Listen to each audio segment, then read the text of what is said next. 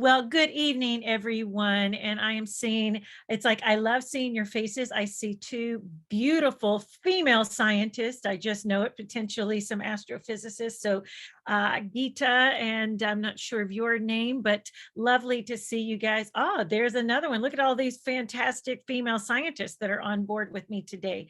My name is, and oh, handsome Masood. Nice to see you there. My name is Janet Ivy. I have been doing space and science outreach for the last 22 years. I'm currently the president of Explore Mars. I am a second round citizen astronaut candidate, meaning I am under consideration to be a citizen, not any special degree, but potentially to experience going to space. I also own my own company called Janet's Planet.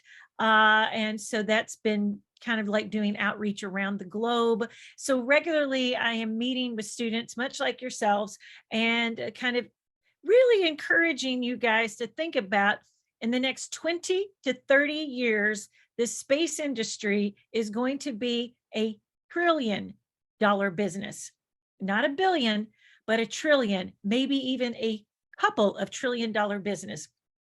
Already the ISRO, the Indian Space Research Organization, has done a lot in space, thinking about MAVEN and the orbiters that can currently encircle Mars and other places in our solar system. So you should be very proud because ISRO does a lot of good.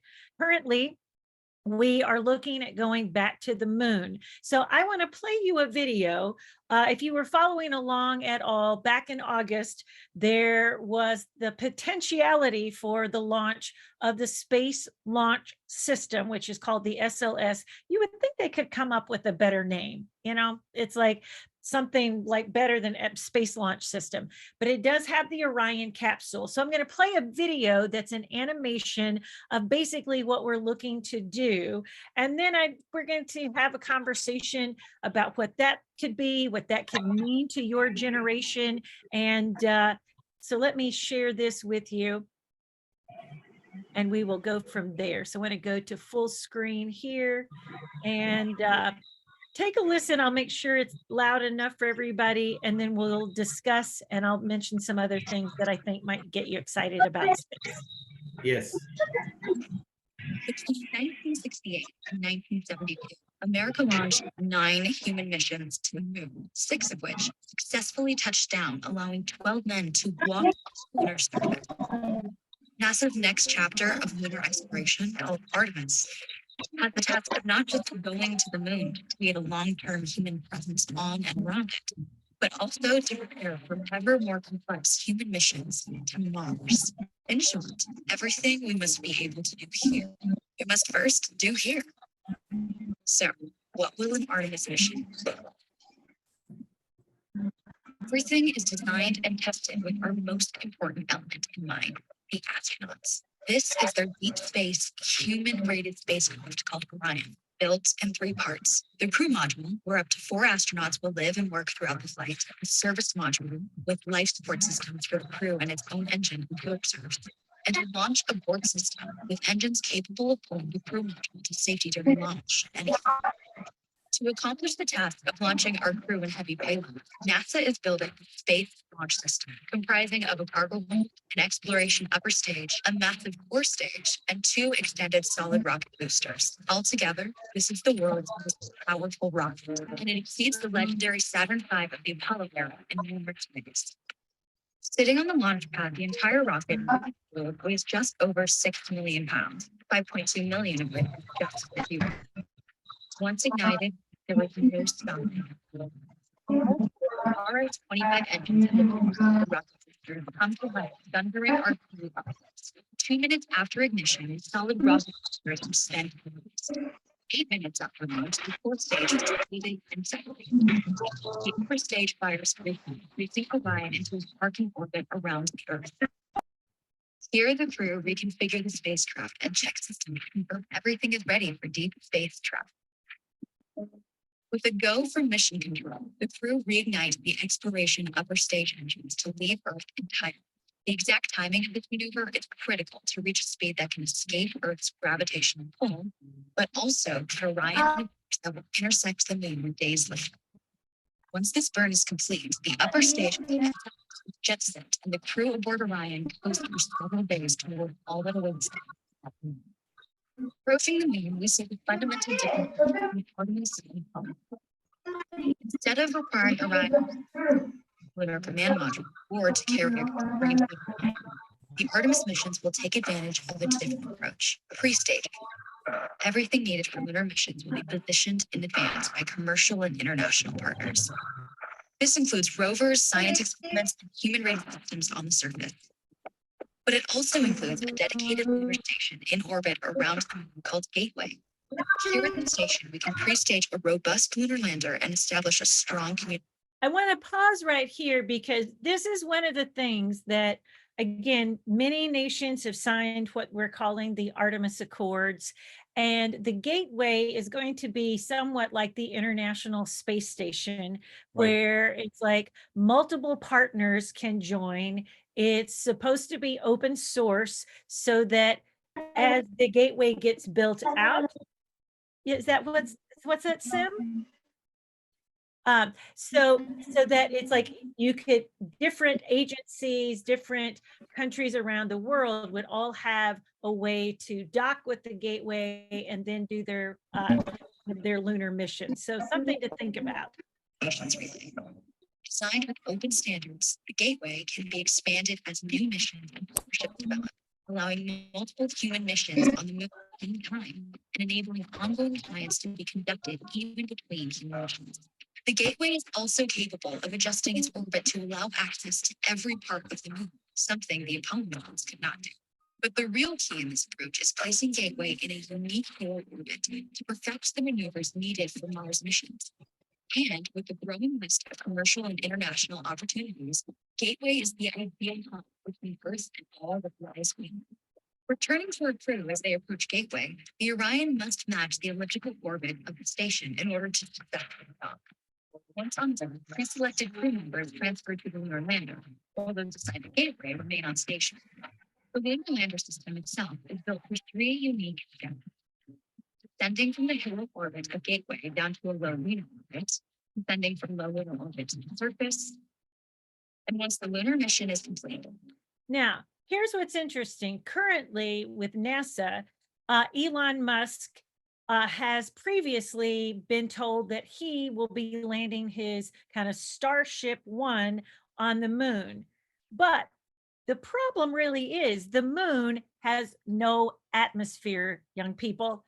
And so when you consider, and I'll show you some designs of the early like Apollo landers that we know work. They're low to the ground. They've got a good center of gravity. There isn't this humongous, like, oh my gosh, I'm going to show you some possibilities for lunar landers and get your opinions. And then I'm going to give a challenge to you to see if you can build a lunar lander that you think that would be like sufficient or a better design. Because as we look even at this kind of like very tall canister, I'm going to show you Elon Musk version and then ask how many of you think that you would want to ride in it. Granted, super smart gentleman. However, the good news is, and you'll see it in a minute, as the Orion capsule will come back into Earth's atmosphere, our atmosphere does a great job of like slowing down. It creates a ton of friction and heat, but it slows everything down. The parachutes will deploy. By the time the Orion capsule returns to Earth and lands in the ocean, it's only going 20 miles per hour. So if I were to give you a challenge today and give your teacher here, like I may send you another video that you can show so that they can build their own lunar landers, is that, again, do you want it tall and cylindrical, or do you want to widen that base, create those lunar limbs, and have a shorter distance between landing astronauts on the moon and having them descend? Granted, they're going to land near the south pole of the moon. Why the south pole? Because we know down deep in those craters is water ice. Water is essential. But if we break apart water, what do we get? We like what's water made of? H2O. So we separate out the hydrogen. Now we've got a fuel source and we've got oxygen. The moon has no atmosphere. It has no air, no oxygen. How do you start a fire? Well, you can't start a fire without oxygen. So now you've got, again, that oxygen is a fuel source, the hydrogen is a fuel source, you've got oxygen for your astronauts. So there are plenteous reasons for landing at the South Pole of the moon. Now, here's what's interesting. There have been other countries, China could very well get to the moon before the US. This is just, again, when we think about how the world works, we want to, or at least I want to. I can't speak for the governmental agencies. I'm not part of that. But what I would love to see, young people, is for people like you to go, you know what, stop the presses. Isn't everybody really tired of us not getting along? Can we not make life, as we venture into space, could we do so peaceably and maybe somehow show people of Earth that there is a way for humanity to succeed together, participating and collaborating together? Now, perhaps I'm very too much altruistic, but as beautiful. Oh, and I should have said a very happy Diwali to all of you guys. I know that began yesterday. So, but again, what if we could all come together and agree to celebrate and whatever culture that there are and do these fantastic things together? But as we think about what that lunar lander is going to look like and whomever gets there first, some of you might be thinking out there, well, if you get there first, do you own it? Ha ha, space law. How many of you have ever thought about being a lawyer? By a raise of hand. Anybody want to go? I don't know how the judicial system works in India, but yeah, but somebody's going to have to decide, can I park my rover here? Do you own this portion of the moon? Guess what? The moon is full of titanium. Imagine that you become the first jewelry company that has wedding rings or jewelry made from titanium from the moon. Now, titanium is in everything from stars to asteroids to planet Earth. You can find it here. It tends to be a little bit rare. But what if, I mean, again, saying it's from the moon like increases its value by orders of magnitude. So you begin to think, who owns the mineral rights to places like this? So many things to consider as we venture out and go back to the moon. Let me end this video here. Launching from the surface of the moon and ascending all the way back to the orbiting gateway.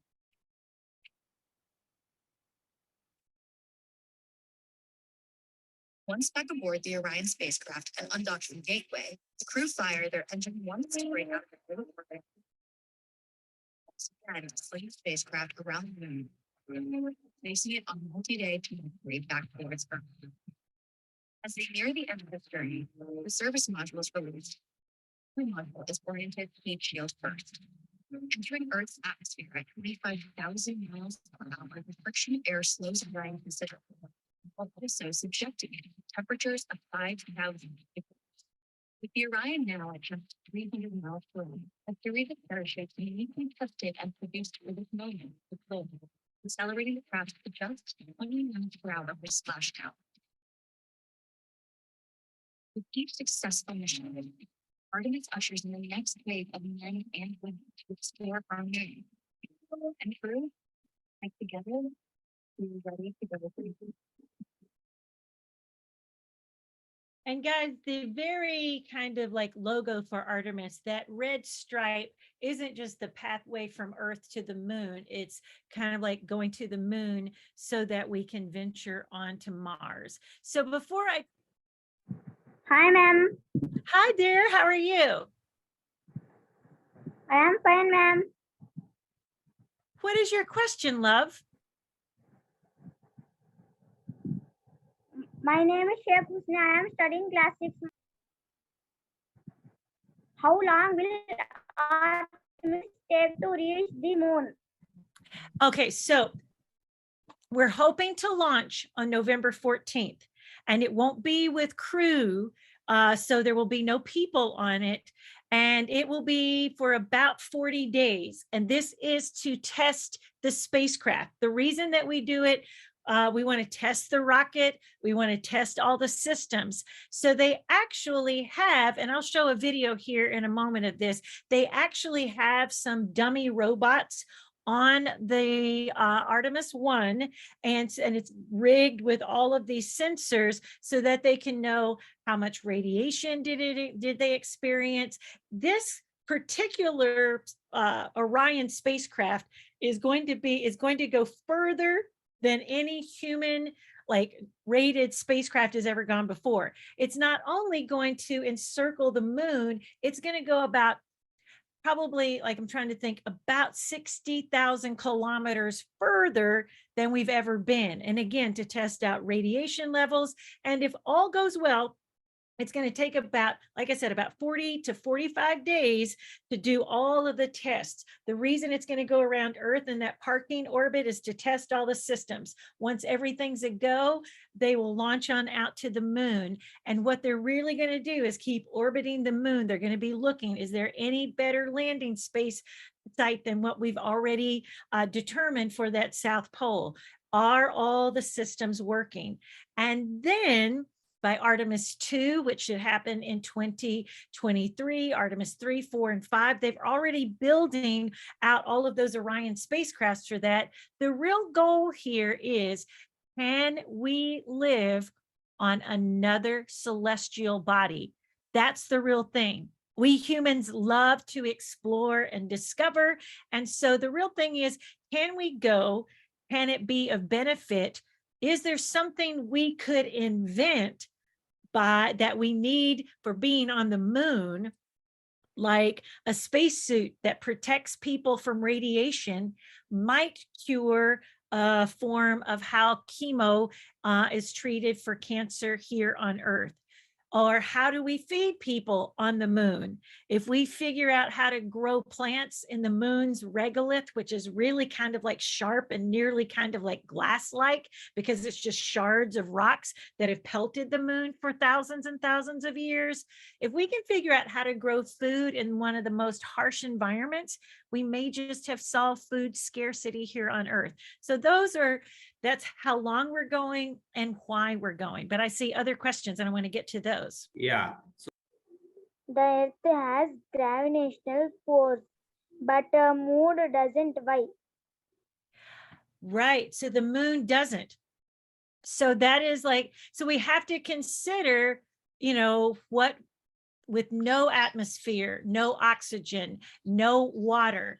It's like, if we have to then either figure out how to get, we call this, when we're going to a place that doesn't have what we are familiar with here on Earth, where there will never be a time on the moon where you will be able to go outside without your spacesuit on. So what we have to start thinking about is, it's called ISRU. It's called in situ resource utilization, meaning we're going to have to use whatever we can find that is there on the moon, and we'll have to do the same thing as we venture on out to Mars. So fantastic question. So we're going to have to get really smart about how we can use those resources, how many resources we might have to bring from Earth, how expensive that might be to, like, oh, we need a resupply. It's not like ordering something from Amazon and having it delivered the next day, right? We're talking, this has to be lots. It's a big expense to launch something. So you are thinking correctly that because the moon does not have all of, it only has 1/6 the Earth's gravity. So there's a process in our bodies called decalcification. We actually lose, for some reason, there's bone loss and loss of calcium in our bones. So we'll have to figure out, how do we fortify that? Because again, on the moon, you can hop. If you say, for example, you weigh 60 pounds here on Earth, you would only weigh 10 pounds on the moon. So again, thinking about that, it's like, you barely weigh more than a 2-year-old on the moon. So thinking about how your body will move differently, all of these things are grand considerations because the moon is so vastly different, and how we'll have to consider those things. Great question. How long do astronauts have to train before going to space? So that is a fascinating question, and I'll tell you why.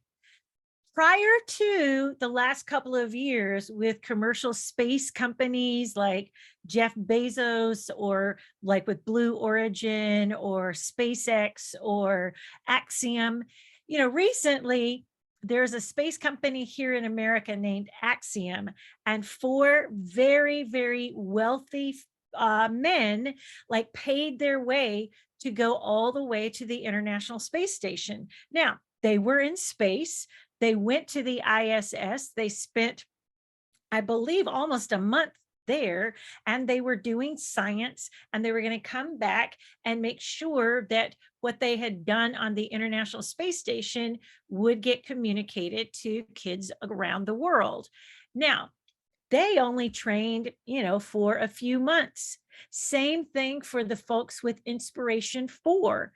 They found out in March of 2021, that they were chosen to go to space with SpaceX, and Jared Isaacman was going to raise all of this money for a children's hospital here in the United States.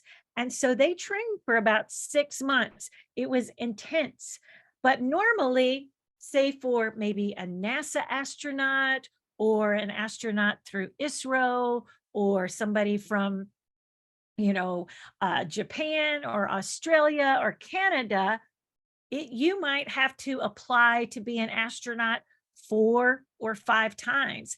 I know an astronaut, Masad, that he, over the course of 10 years, he applied 4 times. And then he probably spent another 3 or 4 years training to do the 4 space shuttle launches. So your question is interesting because I think you still have to do your homework. You still have to get your degree, and a bachelor's degree or a master's degree, but the training for an astronaut is becoming much shorter. There's so much that has been gained and that we know. So maybe one of the things that you do to prepare yourself to eventually become an astronaut is you study engineering or biology, or you become a pilot and you do your homework about aviation and aerospace. But probably before 2021, I would have said it will take, they'll train for 5 to 10 years. Now, I believe the training, if you're like, hey, we've got this mission in October, you might train for 6 months and be cleared for takeoff. So that's kind of exciting, I think, especially for your generation, is that you're going to maybe be able to go to space, train for it in a much shorter time than folks who came before you. Great question. Elevram, I'm privileged to speak with you. I am privileged to speak with you. Is it possible in the future to make humans settle on Mars? Oh, that is what we are trying for, to make a human settlement on Mars. So here are a few things that we've got to figure out. Now, with all, think about it like this. Mars is the only planet to be entirely occupied by rovers and a helicopter, right? So mainly sort of like robotic instruments. But if I were to ask you, this is a good question for you, Jagadish, what are some similarities between Earth and Mars? Name me a couple of things that you think, how is Mars similar to Earth? Name me a few things. So Jagadish, So yes, but think about it like this. Mars has a very thin atmosphere, so it's different from the moon, and so, but it's still super thin compared to that of Earth's. So you have to worry about radiation. Can I show you? I'm going to show you a picture of a few ideas of settlements and how it might look on Mars, and I want that we'll dive deeper into this. It is possible, and that is the goal. And the goal is by 2045. But A few of the similarities. We know that it's like there is weather on Mars, mainly in the form of dust storms, which can last for weeks. It actually snows on Mars, not like snow that we have here. It's actually dry ice. So imagine a snow made of dry ice because the atmosphere is 95% carbon dioxide. So when we think about this, but with Perseverance, we found out that we can take this instrument called MOXIE, which is basically an instrument to turn carbon dioxide into oxygen, that is possible. So again, all of a sudden we've got a fuel source and oxygen for our astronauts. But let me show you, I'm going to find this one quick video. Mars City Settlement. And it'll just take me a minute to bring this up. And you'll get a lot of people have very different ideas about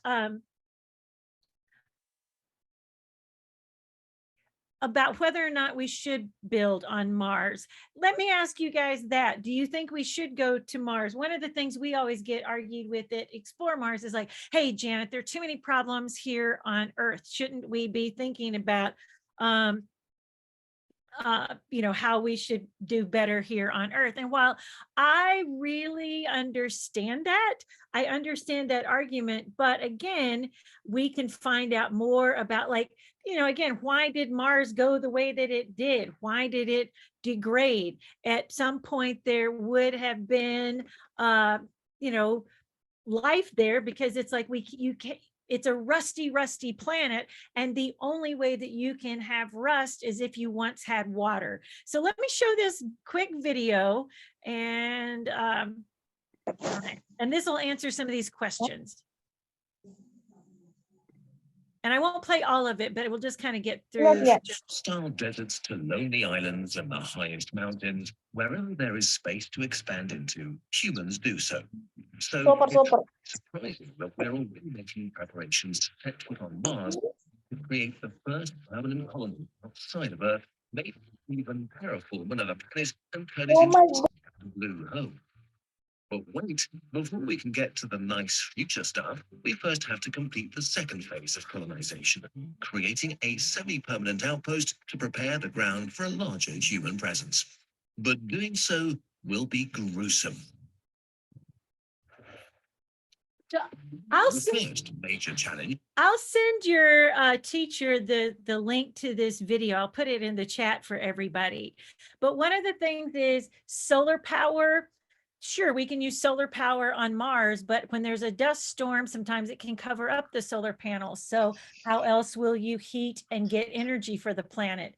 Wind might work, but the wind, they've found that the wind speed on Mars, even though the dust storms can last for weeks, isn't as great as it in some ways as it is here on Earth.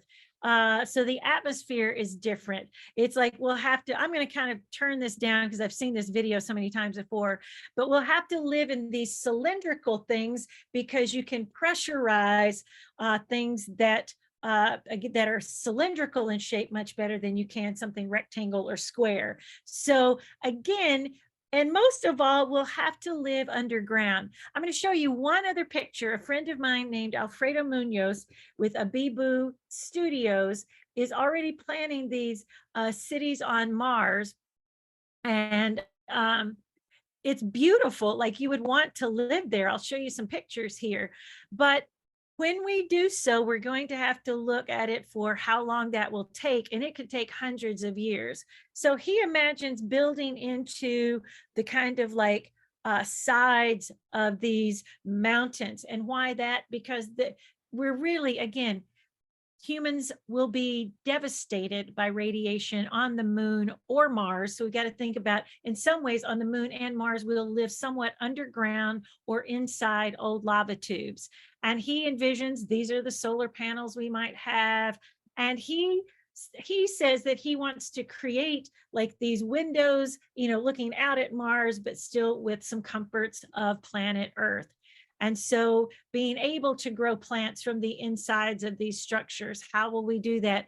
That would be some of the ways we would look out to the surface of Mars, but yet keep ourselves safe from some of the harmful radiation rays. but this is a great website. I'll send your teacher all these links so you guys can look at this more. And again, this is beautiful. You're like, hey, I'd love to live in this structure on Mars, but this is way, way far into the future, but possible. And again, vertical farming, growing food in cellular bioreactors. These are all considerations for how we might one day live. And again, this looks like there's been a bit of dusting of that CO2 snow, but there are possibilities. And I truly believe in your lifetime, you guys, I would say in the next 50 years, maybe 60, but in the next 50 years, you're going to see people have gone back to the moon. They're living there. There are people going to space for vacations. And eventually, I think by 2045, early 2050, you're going to see the first humans set foot on Mars. And I could be looking at the very kiddos that do. You could be those things. How do I become an astronaut? So the very first thing you must do, hon, is keep doing what you're doing. Keep reading, keep studying, keep doing your math. Again, are you good at math? Do you like your math? So that is one of the questions. It's like, you can't get around it. You have to know the basics of trajectories and all kinds of that, study your physics, but set your mind to it. Decide today, that's my goal, right? And then you must prepare yourself. And you're like, well, how do I do that?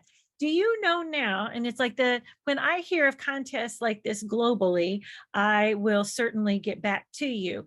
But one of the things that I would very much suggest is, it's like this weekend, go, you know what? I think I'm going to find a book about being an astronaut. You can read about, there's an Indian-born lady named Suni Williams that was an astronaut for NASA. She's fantastic. She was like even the commander of the International Space Station. Get to know her story. In fact, I would even have your teacher reach out to her on LinkedIn and going, could you come and talk to my future astronaut that is on this call? She might say yes. You don't know yet, right? That's a possibility. Then there are things called analog missions. I know kids that are 12 and 13, much like yourselves, that are already participating in this. If you see a competition, start writing. And then somebody will go, you know what? They're very interested in being this. We need to know them. We need to support them. So even now, starting with reading everything you can get your hands on, determining to do all of your best work in your classical studies, math, science, physics, etc., will prepare you. And then at that point, as you think about university and where you're going to pursue your degrees, again, thinking very carefully about how you study astrophysics, aerospace. Those are all ways to get to your dream. And basically to ask anyone ever. And again, in your lifetime, it's going to be infinitely easier, I believe, than it's been before, because there are so many companies that are going to be looking for astronauts to go up, to do science, to go to the moon, to try it out on Mars. I think your dream is entirely within your reach, but you've got to do something every day to prepare yourself now for what you want to be in the future. Yes. What jobs deal with Space. space? Yeah. Oh, what jobs deal with space? All right. This is one of my favorite things to share. Let me go over here. I think you're going to be surprised. I'll go quickly through this presentation, but I want you guys thinking, because there's so many jobs, probably things you've not even thought about before. So I'm going to start here. Most of the time we think the only job is an astronaut, but that's not true. Only about 5% of the people in aerospace are astronauts. The other 95% are manufacturing the things that go onto the spacecraft, or making the spacesuit. Anybody's mom? My mom was a seamstress. So if my mom had been in space, she would have been the gal making the spacesuit. You might be the engineer that puts the communications on there. I mean, if you're on the moon, you may want to call your mom or your teacher and go, hey, I finally made it to the moon. And so we're going to need people who can code and do the computers and create the internet for space to earth communications. We're going to need farmers. Maybe some of your folks, love farming or grow things. So yes, they'll probably be inside some kind of greenhouse, but we're going to need to know, how do we grow those plants? Is that going to be with hydroponics, aquaponics? Is that going to be in a cellular bioreactor? How are we going to do medicine for people in space? Because in microgravity, it's like if I were to pour out my coffee right now, which is not a good idea, it would go all over my computer. But in space, the water forms, or my coffee would form a little circular blob, like a spherical globule. Well, guess what? If all of a sudden I cut myself in space, the blood does not start to drip. It starts to form these little balls. So then you've got clotting factors. And guess what? I've got a robot on the moon and I'm a doctor on Earth. I might literally put on a pair of VR glasses and perform a surgery using a robot in another place. So you can see how having a very good signal, internet signal from the moon to Earth is going to be a good thing, especially if I'm doing surgery from 256,000 miles away. So you maybe go, you know what? We got to clean up the debris, because right now, guys, that's what it looks around planet Earth with all of the satellites, and it's getting worse. And we're talking space debris, and somebody's got to figure out, how do we go up there and do it? There is somebody that's proposed a space scoop where you could just kind of drag it. But then what do? Maybe it burns up in the atmosphere. Maybe it doesn't. Is there a way to have space storage where you store all of these extra old parts and then eventually use them for something? There was a remove debris, but again, that right now is similar to what it looks like in space. So if we don't clean up all of the space junk, by the time that we get ready to go to Mars, we might not even be able to do it because we don't know if we can let go safely. This stuff is traveling like a speeding bullet. So the tiniest bit of space debris hit your rocket, it's all over for you, your rocket, and the crew. So there's even been a proposal to have a space claw. So imagine now a job in space is merely to be an engineer who creates a mechanism that could grab it, kind of like something weird out of Minecraft, and drag it to somewhere else. There's gold in them there hills. Maybe you want to be a miner. Does anybody coal mine? We're not looking for coal. We're looking for gold, copper, aluminum, precious metals, titanium, anything. And we could be so super rich if we mine all of those elements from an asteroid. My friend Rhonda is the CEO of this company. It's called Orbital Assembly. It is basically a rotating kind of platform that you could go kind of like a space hotel, if you will. They'll do science aboard it, but you could like, hey, instead of going to a park or on holiday this year on any place in planet Earth, let's go to space. Again, we go back to the medicine thing. There are astronauts right now wearing this space shirt that's measuring everything on kind of like their biometrics, meaning their heart rate, their blood pressure, their even kind of their blood sugar level. Let's see here. Let's get to gas station in space, or a petrol station. They've got to figure out a way to fuel up. So somebody will own that. They'll be, hello, welcome to our company. How about traveling to the moon? Sign right here for the low, low price of, and they become like the travel agency for the moon. And I don't know if you got a chance to see this gal. She was 82. Again, 82, a grandma going to space. So maybe you become the company that takes like anybody up to the edge of space and back, like Blue Origin's doing. Space elevator.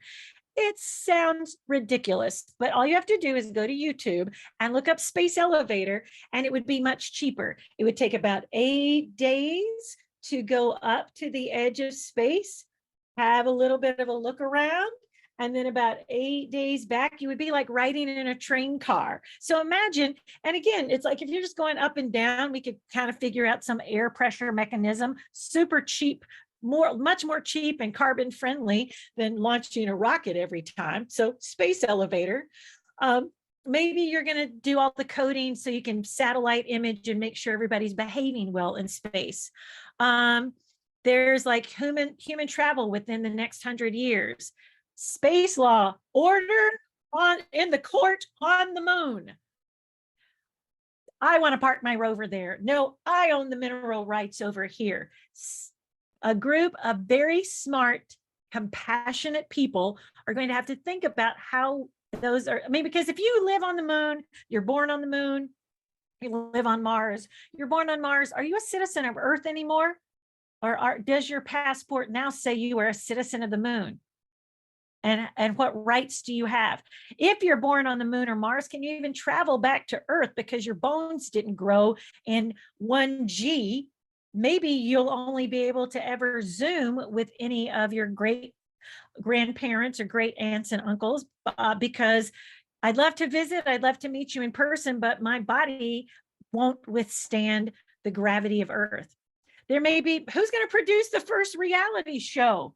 Like Life on Mars, presented by the same guy who does other crazy reality shows, right?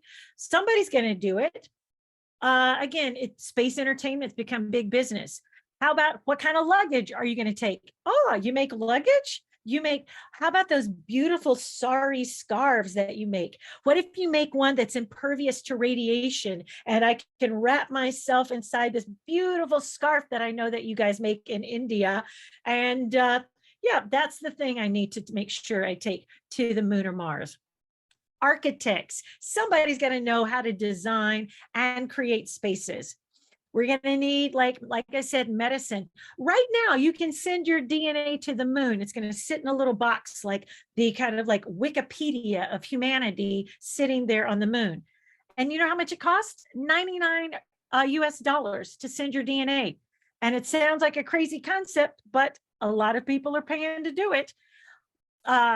There's like, again, imagine you've got to have spacesuits. You've got to have these things. So I'm going to go down astrophysicists, software developer, geologists, satellite engineers, researchers, 3D printing, chefs. I mean, I don't know about you, but I super, super love Indian food. And you give me a good like lamb korma, some naan bread. Oh my gosh. It's like I'm getting like, oh, some butter chicken. It's like all I'm thinking about is like, maybe that's what I'm going to have for lunch. Now you guys have made me hungry, but we want to eat well. We do that socially. We do that together. So who's going to become the chef for the moon or Mars? You might be the artist that designs the space patch. You could be the artist or the communicator of like, hey, today we learned this, kids, and promoting that. So here's what I'll say. Try hard and put as much effort as you can, because again, when dust storms are coming, we're going to need a weather person, a meteorologist. We're going to need educators. We'll need a cultural place. So that is a very, very quick kind of overview when you ask me about what kind of jobs there are in space, from plumber to welder. A plumber can make like $125 an hour if you've got to do plumbing on a spacecraft, a welder. So anything that you need here on Earth, you're probably going to need in space. All right, we still have probably more questions. I want to make sure that my future ambition is to become an English teacher. I am honored to speak with you. Can I ask one question, ma'am? Absolutely, my sweet. Could you please tell us about Artemis mission?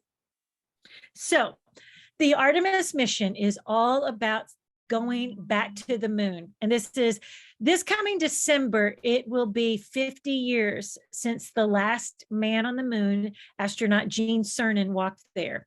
And when he left a plaque that says, God willing, we will return and we'll do it in peace. This next Artemis mission, this first one is a test mission. This is to test out all of the hardware and make sure it is safe for humans.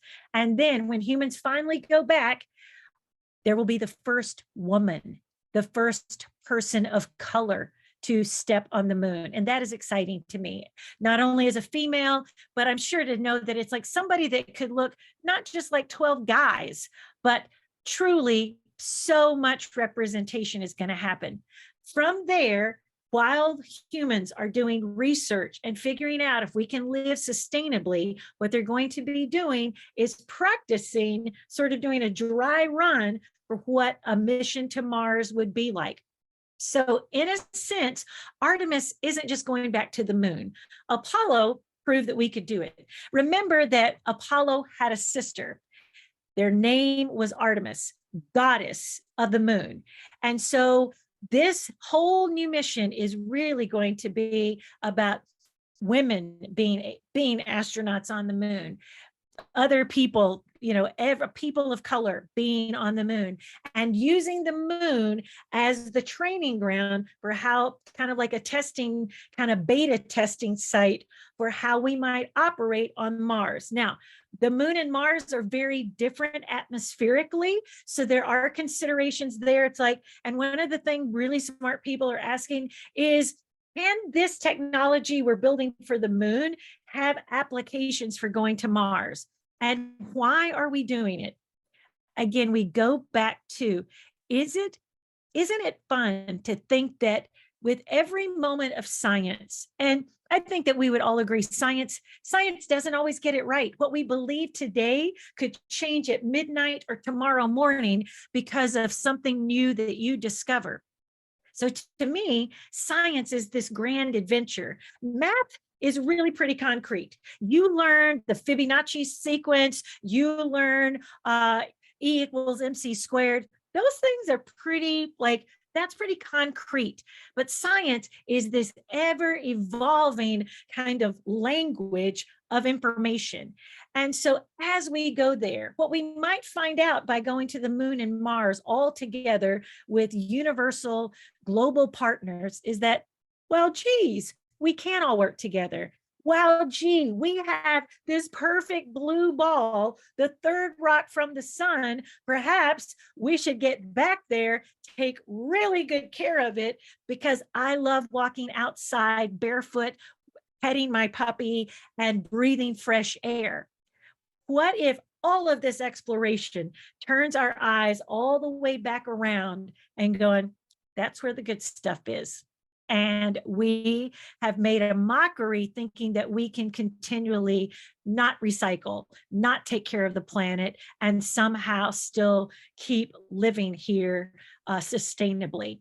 So I think it answers the call of exploration. I think it answers even more deeply, how are we related to our universe?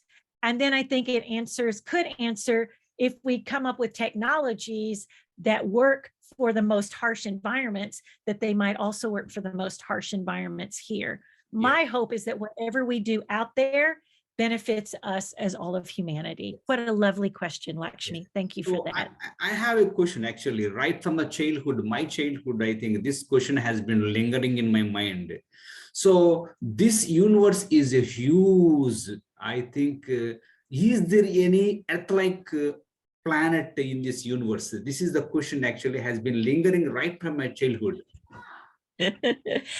Well, it's like based on, studies from whether it's the Hubble or what's coming out with the James Webb Space Telescope, there are planets that exist in what we call the habitable zone of their star, right? So again, think about it like this. I don't know if you guys are familiar with the Goldilocks story. Basically, that's a US story that is sort of a childhood story that is like, Goldilocks walked into this house and she was disgruntled with everything. It would be too big or too small, too hot or too cold. She was always looking for the just right place. And so we refer to this habitable zone, or HZ. Earth is 1 astronomical unit from the sun. I'm so sorry. I live in the US where we still use miles, and I'm so sorry I'm not metrically kind of gifted in that way, but 93 miles from the sun. So what we know about the TRAPPIST system is that there are at least 3 planets within the habitable zone of their star. Now, when you think Earth-like, that really raises the question. That is truthfully, sir, something that we go, well, we can tell that it has phosphine. We can tell this planet, again, by infrared imaging, we know that it contains certain chemical elements that could be ripe for life. What we don't know is, even though it may live in the habitable zone of its star, or it's close enough to go, well, it wouldn't be too hot or too cold, anything that we kind of go, that is a very good candidate for what might be very similar to planet Earth. There's such grand distances and parsecs and light years away that we don't have the capable technology here on Earth to say for sure that planet is Earth-like. But when we consider that we are just one of billions of galaxies, and that there, even in our very own galaxy, there are other solar systems that have their home star and things, I like to believe that indeed there are other planets that might inhabit life. But I think the big question mark here, is it life as we know it, or is it some kind of life as we don't know it yet? So to your question, and I've wondered the same thing. As a kid, we would look up and try to look for, unidentified flying objects and wonder, and there were great shows about aliens and all those kinds of things. I think the other kind of like interesting thing to ponder is, if there are other people out there, are they in any shape, form, or fashion smarter than us? Or are they more devious than us? Living here on planet Earth, you're kind of going, that couldn't possibly be possible. It's like, so I'm hoping for smarter and kinder, or hopefully they would encounter us as like, I love those humans. They really have a good heart. But in my time, as I'm closing up with all of you, let me remind you of these things. You are all star stuff, from the iron in your blood to the calcium in your teeth to the carbon in your DNA. You are made from the very same elements that exist in the hearts of stars. We are related to each other biologically, to the earth chemically, and to the universe atomically. So when I tell you you are a star, I'm not kidding. I'm telling you that in the same way that this is some kind of nebulous activity, this beautiful nebula, this cloud of gas and dust where new stars and new planets are forming, is that if you truly are that connected to the universe, what is it inside of you that you need to burst forth, shine brightly into this world? The world is in desperate need of your genius, young people. I am in desperate need of your genius. Your teacher is in desperate need for you to be everything that you can possibly be and improve the conditions and the trajectory of planet Earth. And as we think about venturing out, it is one grand way that we start to realize our amazing connection to one another. I'm sitting here in Nashville, Tennessee. You guys are way across the oceans and continents in India, and here we are together, similar and connected and biologically related, chemically and atomically related and interconnected. And what I am so very much hoping is that as you go forth, you will shine forth brightly, that you will go forth and make your genius and great minds do amazing things for not only the good of your community, but for the good of the whole world. And remember this, the universe is always expanding. Let your mind do the same. And that's the view from Janet's Planet. Thank you so much for letting me be here. Thank you. Thank you so much for your time. We have experienced really marvelous things today that we have never before. And you have taken us to a new planet, Mars and some other planets.